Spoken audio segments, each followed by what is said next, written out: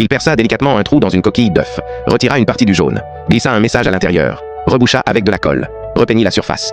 L'œuf semblait parfaitement normal. Maintenant, il fallait le faire entrer dans la prison. En se déplaçant vers son contact, il sentit quelque chose. Deux regards qui ne lâchaient pas. Il s'arrêta devant un kiosque et fit semblant de lire un journal. Dans le reflet du vitrage, il les vit clairement. Deux agents. Il l'avait repéré. Son plan allait s'effondrer avant même de commencer. Une foule traversa la rue au même moment. Il retira ses lunettes et s'y fondit instantanément. Les agents se ruèrent sur quelqu'un. Mauvaise cible. Il disparut. Il reprit sa route et trouva ce qu'il cherchait. Une femme qui livrait des repas à la prison. Il s'approcha discrètement. Lui murmura que son mari était en cellule 90 et qu'une équipe travaillait à le faire sortir. Il lui tendit l'œuf et lui dit de le mettre dans la livraison. Elle hésita. Son mari ne mangeait pas d'œufs. Il insista. Ce n'était pas pour qu'il le mange. Elle ne comprit pas tout. Mais elle prit l'œuf. À l'intérieur, Jack reçut son plateau. En voyant l'œuf, il se figea.